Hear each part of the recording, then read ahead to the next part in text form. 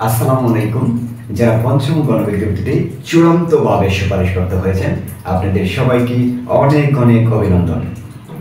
তো যারা পঞ্চম গণবিজ্ঞপ্তিতে চূড়ান্তভাবে সুপারিশপ্রাপ্ত হয়েছেন, তো সুপারিশপ্রাপ্ত হওয়ার পর এই মুহূর্তে আপনাদের করণীয় কি, অর্থাৎ সম্পূর্ণ নিয়োগ প্রক্রিয়ার জন্য আপনাকে কি কি করতে হবে সেই করণীয় নিয়ে কিছু গুরুত্বপূর্ণ কথা বলবো আজকের ভিডিওতে। আশা করি শুরু থেকে শেষ পর্যন্ত থাকবেন আমার সাথে। তো এই মুহূর্তে যারা পঞ্চম গণবিজ্ঞপ্তিতে চূড়ান্তভাবে সুপারিশপ্রাপ্ত হয়েছেন, তাদের প্রথম কাজ হচ্ছে আপনি আপনার রিকমেন্ডেশন লেটার বা সুপারিশপত্রটা আপনি ডাউনলোড করবেন আপনার ইউজার আইডি এবং পাসওয়ার্ডের মাধ্যমে। তো আপনাকে অবশ্যই আপনার প্রতিষ্ঠান প্রদানের সাথে যোগাযোগ করতে হবে। তো সুপারিশপত্র ডাউনলোড করার পর আপনার আরও দুটা পেপার লাগবে, সেটা হচ্ছে নিয়োগপত্র এবং আরেকটা হচ্ছে যোগদানপত্র। তো এগুলো কীভাবে পাওয়া যাবে?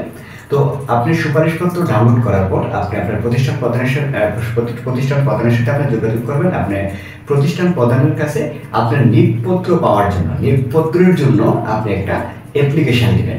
কিসের জন্য? নিয়োগপত্রের জন্য। তো আপনি একটা অ্যাপ্লিকেশন দিলে প্রতিষ্ঠান প্রধান তিনি আপনাকে একটা নিয়োগপত্র দেবেন বা অ্যাপয়েন্টমেন্ট লেটার যেটাকে বলে, সেই অ্যাপয়েন্টমেন্ট লেটার দেবেন।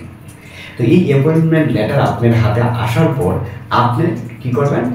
যোগদানপত্র দেবেন, অর্থাৎ জয়েনিং লেটার দেবেন। তাহলে কয়টা পেপার হলো? একটা হচ্ছে রিকমেন্ডেশন লেটার, যেটা আপনি কি করবেন? আপনি অনলাইন থেকে নেট থেকে কি করবেন? আপনার ইউজার আইডি এবং পাসওয়ার্ডের মধ্যে ডাউনলোড করবেন। এবং আরেকটা পেপার লাগবে, সেটা হচ্ছে অ্যাপয়েন্টমেন্ট লেটার। এই অ্যাপয়েন্টমেন্ট লেটারের জন্য কি করতে হবে? আপনার প্রতিষ্ঠান প্রধানের কাছে একটা দরখাস্ত দিতে হবে, একটা অ্যাপ্লিকেশন দিতে হবে।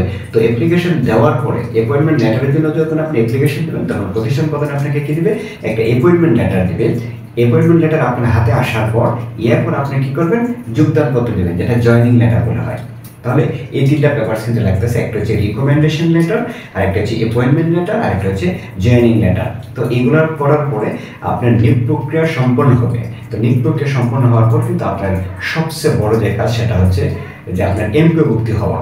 কারণ এমপিওভুক্তি যদি না হন তাহলে তো আপনি কী হবে না, আপনার বেতন ভাতা পাবেন না। তো এই এমপিওভুক্ত হওয়ার জন্য আর অনেক ধরনের কাগজ লাগে, প্রায় 20 থেকে 25 ধরনের কাগজ লাগে। সেই কাগজগুলো আপনাকে অবশ্যই কালেক্ট করতে হবে। আর সেই কাগজগুলোর জন্য কিছু কাগজ প্রতিষ্ঠান প্রদান দেবে, আর কিছু কাগজ আপনি নিজের থাকবে। যেমন আপনার একাডেমিক যে সার্টিফিকেটগুলো, সেগুলো তো অবশ্যই লাগবে। আর এই যে তিনটা পেপারের কথা বললাম, যে অ্যাপয়েন্টমেন্ট লেটার, জয়েনিং লেটার এবং রিকমেন্ডেশন লেটার, এছাড়া আরও আপনার লাগবে আপনার একাডেমিক সকল সার্টিফিকেট, এছাড়া হচ্ছে আপনি নিবন্ধন সার্টিফিকেট লাগবে। এবং বাকি যে কাগজগুলো, সেগুলো কিন্তু প্রতিষ্ঠান প্রদানে আপনাকে দিবে।